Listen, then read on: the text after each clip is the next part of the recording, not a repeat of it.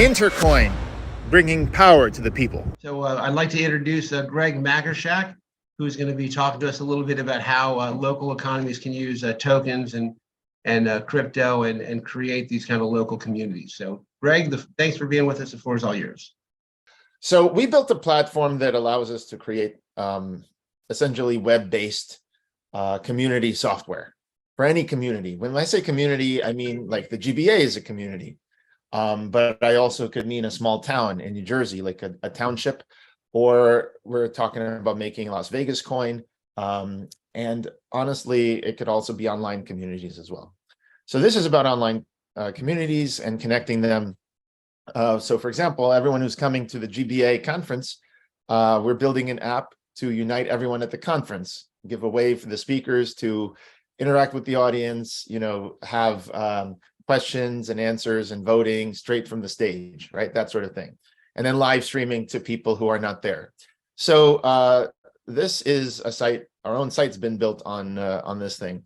And so essentially, I've spent about 12 years. We started in 2011.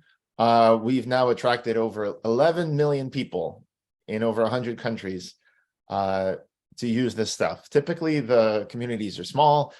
They're like pastors of a church, or they may be, some sort of coach, like a soccer coach or whatever, police captains we have. So basically it's smaller communities, yoga teachers, and now we're starting to expand to larger ones. So if you have a project, if you have an NFT, if you're an influencer or whatever, currently what happens is that you just have to use big tech software, right? You would go to like Twitter and you would use that, or you might use YouTube. But the thing is, of course, that they will, first of all, they're not owned by you. They're owned by Elon Musk, or they're owned by Mark Zuckerberg, run by Mark Zuckerberg. And so it's not really yours. And so what happens is, okay, well, there's apparently a lot of interesting videos here. So apparently on YouTube, take YouTube, for example, if you put all your content on there, you'll get a pittance. YouTube will give you a small percentage of the ad revenue, and of course they run this thing where it's a zero-sum game. So you pay money to attract people to your video. Hopefully that will create returns for you, and then other people pay money to attract them away from your video and towards their video. So whichever big tech platform you use, it's not yours, and you're giving your audience, you're giving everything to these platforms, which is why we have the dynamics we have today, which I won't go into. Everyone here is probably Blockchain Association realizes that decentralization can be good. So decentralization is about having your own community and having your own software.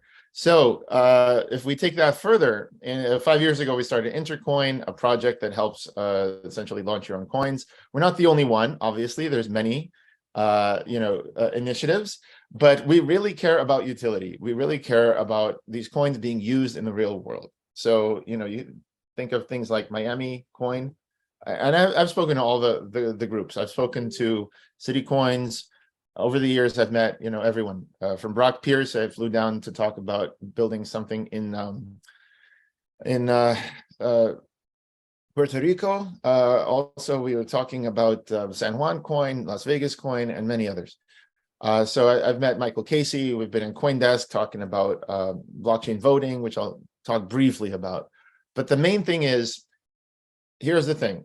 It's good to have your own software, and the software looks like this, by the way. This is an example of what's coming up. We have the GBA community events. We're going to fill it all with these events, and then everyone can connect. But the thing is that this is still Web 2.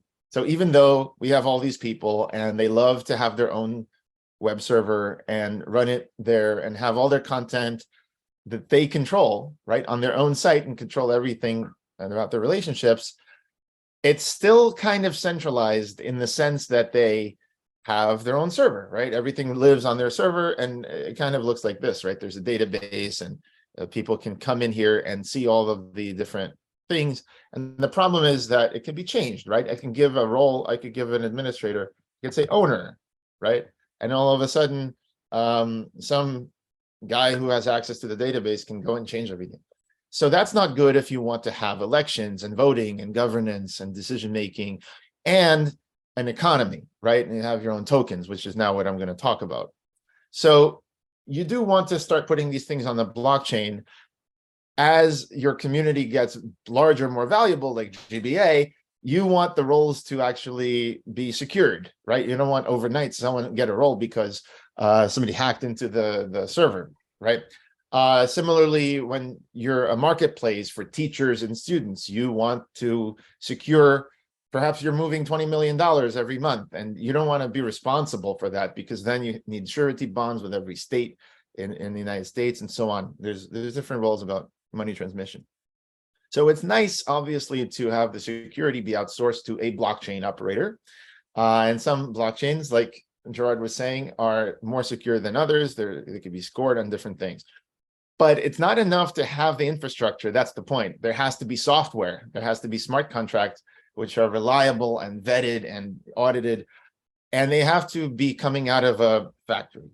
So, for example, if you go to like Uniswap, okay, Uniswap is a very, very well adopted, smart contract software that runs on Ethereum. And then they've made clones of it and runs also on Binance Smart Chain, others.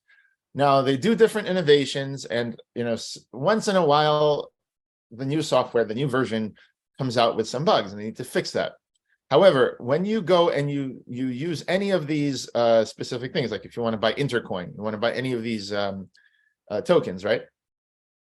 You trust Uniswap. Why do you trust it?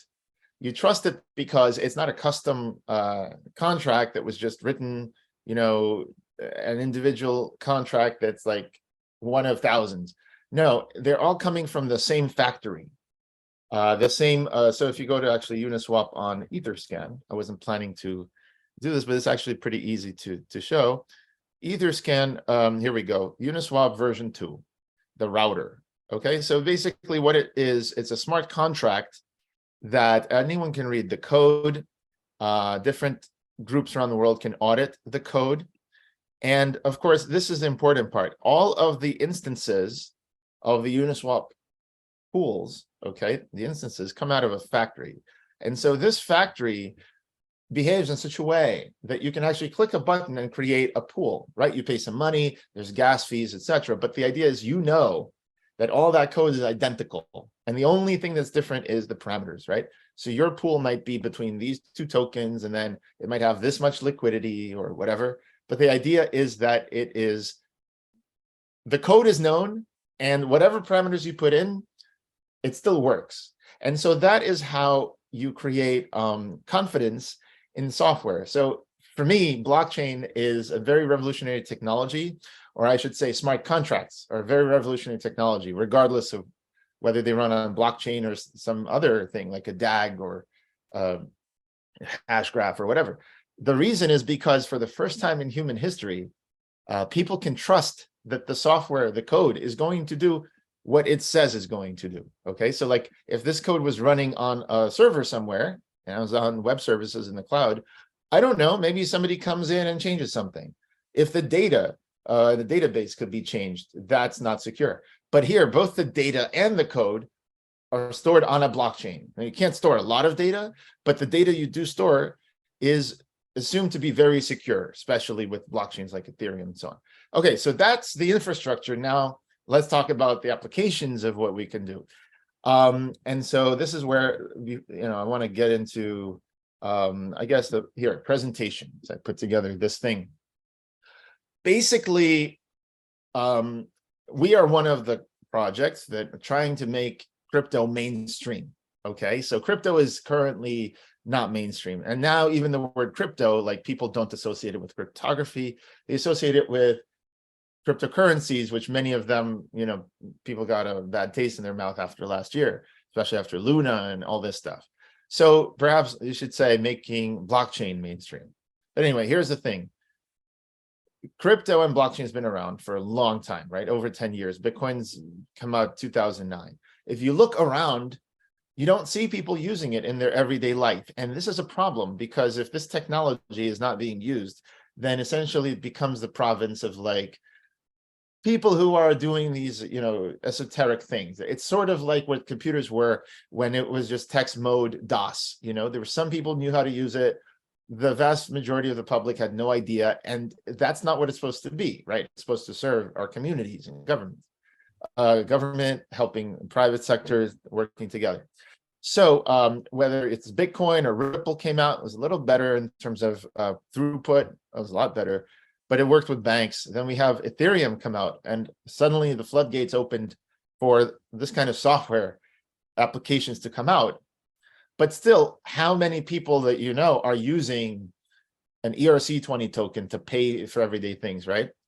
And so the idea is we want for the crypto space to look like the Web2 space. So we have Facebook, right? We have Telegram, Twitter, Gmail. You use them every day. In fact, they have payment systems built in. Like if I go to WeChat, like the payment system in WeChat literally took over China, right? It's like a night and day. Like in China, it's almost replaced cash. Bitcoin has not almost replaced cash. It has not almost replaced Venmo or anything, but it was supposed to be a peer-to-peer cash system, right? So as a cash system, it has not gained adoption as a cash system, but it has gained adoption as a store of value, which is a different part of money. But again, you can store value in many different investments. It would be much more exciting if it fulfilled its original mission. So there's three things that we need to do as a community, as a crypto community, that would then get us to the goal of everyone actually using blockchain. So as people who care about blockchain, whether it's for logistics or whether it's for anything, here's what needs to happen. And everywhere you see crypto here, you could just think blockchain. So first of all, the applications need to move beyond being peer-to-peer, okay? Most of the applications, let's face it, are kind of peer-to-peer, right? Even Uniswap is like, okay, I go on Uniswap and I swap with a bot. It's not even a person on the other end, it's a bot. So while that is okay, it's a market-making bot, I can get a loan, I can get whatever, that is a tiny subset of what we consider to be applications, right? And it's kind of like if WeChat only had one-to-one conversations, right? Or Telegram was only a messenger for one-to-one. It's like it's wasting all that potential for all of these group activities, and entire communities can get together. And this is where currency comes in, right? Currency is not a one-to-one thing only, it's a network effect. And this becomes important. So here's just some examples of things you could do. If you had your own currency, right, you could distribute salaries in your currency.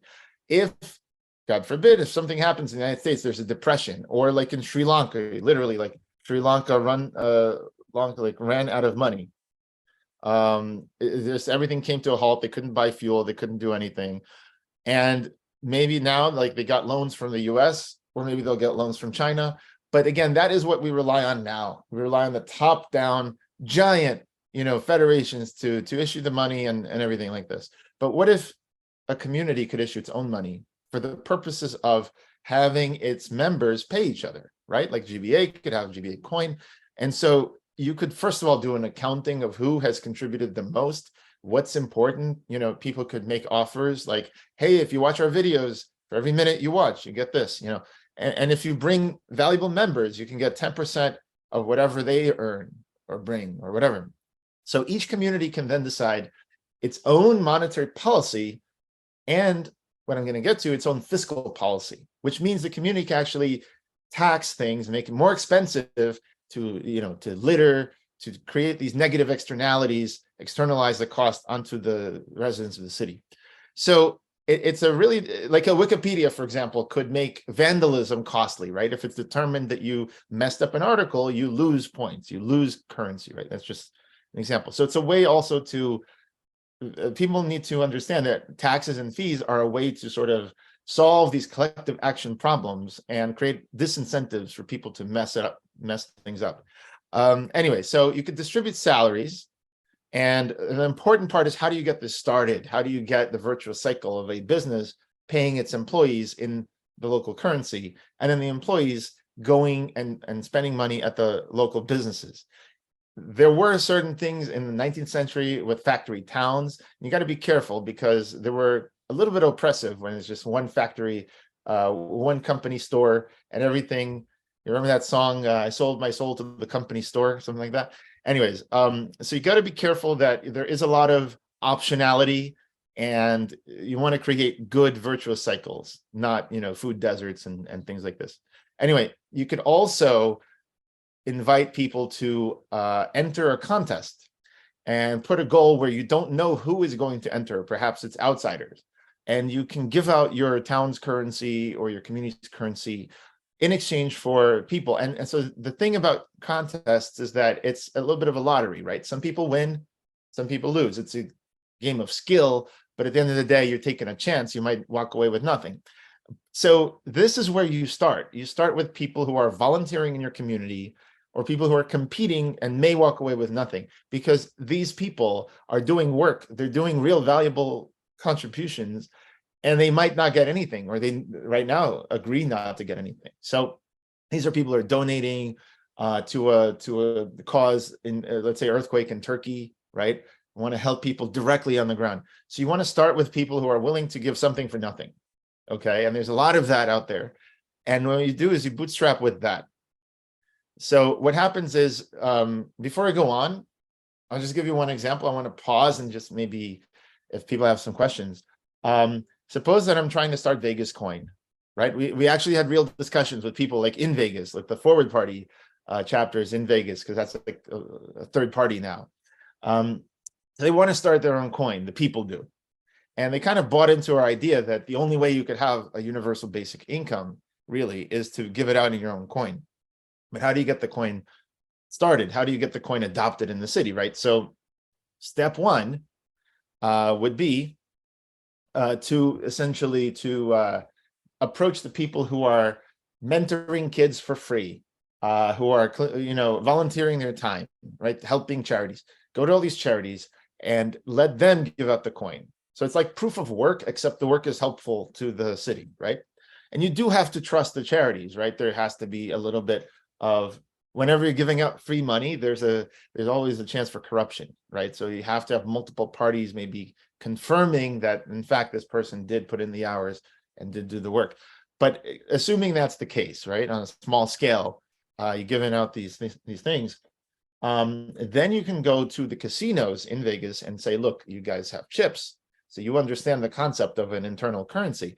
Why don't you allow these volunteers who have been helping the city to come in and buy a certain amount of chips in your casino? And of course, these chips are already usable for food in and around the hotel. Anyone could redeem the chips for dollars. And so that economy is already there. And so what happens is, when you bootstrap with volunteers and contestants, right, then you go to the hotels, which have the infrastructure, to the stores that sell food, and you say, you could advertise that you're supporting the local economy, you're supporting kids, you're supporting everything. It's a virtuous cycle. So now, by doing some amount, you have now bootstrapped that these coins are worth something in the casino. Of course, that means people will go there and maybe they'll buy more, maybe they'll do something more. Then third step is you go and you get them, you get the, I should be showing this. This is the steps that we should take in order to get the coins accepted. So step one is you issue your own currency on a blockchain. Okay, you can choose a blockchain to be relatively fast and scalable, because honestly, you might have hundreds of transactions eventually happening per minute, and that's a good thing. You're supposed to have that. So the blockchain might be something just for that city, not the whole world, just the city, and all transactions happen on there. Now there's all these models like parachains of Polkadot, or for example, Cosmos.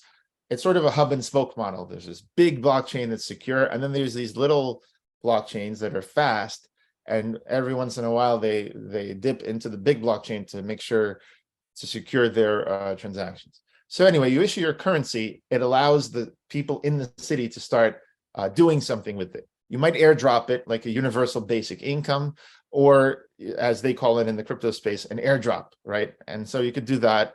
Or like I said, you could give it out for volunteering, doing helpful things, people who do it anyway.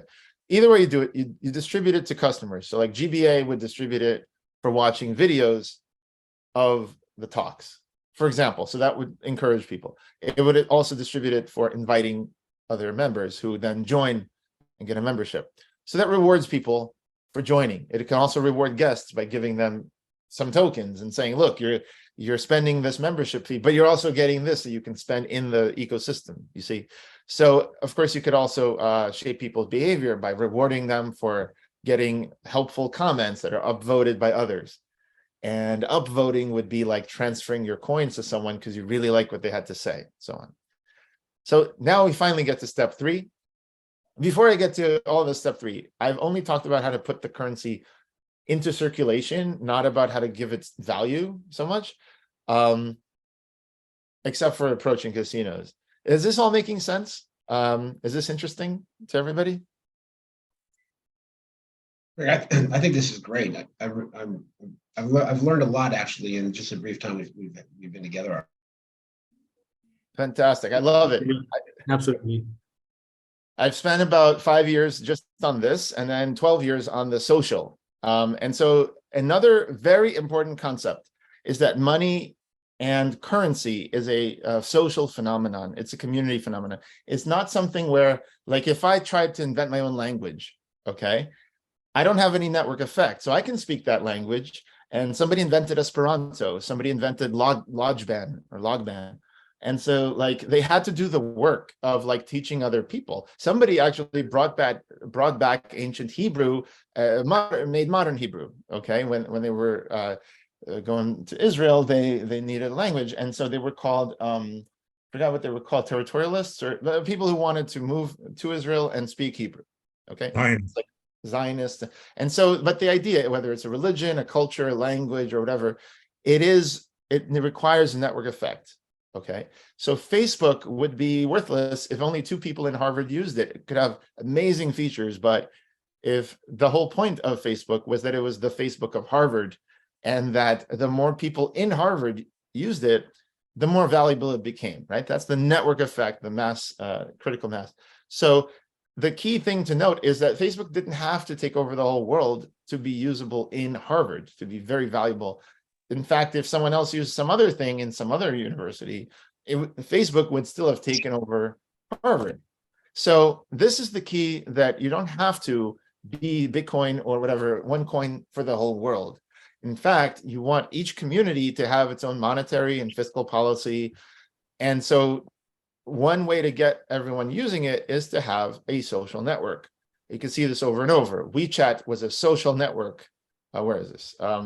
Let's take Yang 2020 as a social network. WeChat is a social network before it rolled out payments. The first thing they ever did was red envelopes, and then they found out that was cool, and they copied Alibaba, and they became this big thing now. Telegram is a social network. Telegram will have the TON, Telegram Online Network, Open Network, which I know some of the people there. This is huge. Telegram is one of my favorite centralized social networks. I would say most of them are centralized. This year, we're having Jack Dorsey with Blue Sky, and there was Mastodon.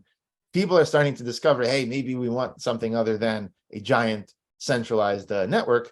Telegram happens to be in my opinion, the friendliest and, trying to help people, but they're still centralized. qbix, we started years ago with this idea. We were like patient zero of like, hey, let's decentralize.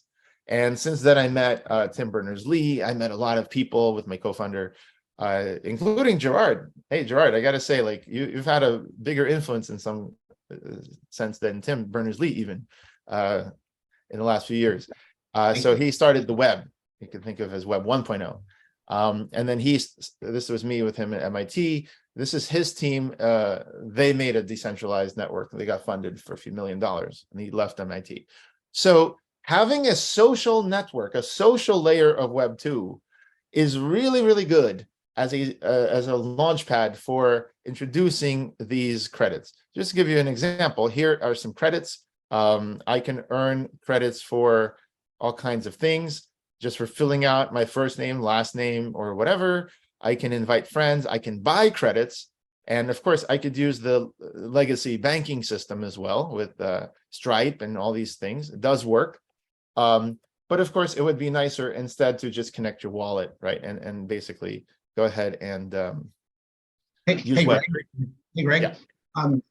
there's a couple things I want to do before we run out of time. Okay, sorry about that. Go ahead. No, this is great. But people that want to continue to follow on and learn more, what's a pathway for them to learn more, to get involved, to if they want to engage in questions with you, anything like that? I think the best way is either you go to intercoin.org and you enter your email here, or you could just go and click on community, and that'd be even better. Just join the community. We have economists, lawyers, regulators, all kinds of people talking on here, and we're essentially building the world's alternative financial system with Web3. So this would be the best thing. And just for 1 minute, let me just wrap up, kind of tie everything together. And then also, if you wouldn't mind, put your contact information in the chat for those people that want to reach out to you. Website says Ishtak did that already. Okay. Oh, you have? Okay. For my contact info, it's just greg@intercoin.org. Anyone can reach out to me. Greg, that's my personal email at the company. And definitely, like, we're looking for partners, especially people who have cities or communities that would like to have a coin, right? Their own coin. It's a lot of work that goes into it. And it took us years to create the smart contracts, to audit them, work with CertiK and others to make sure that there's a pathway from zero to having your community have a network effect.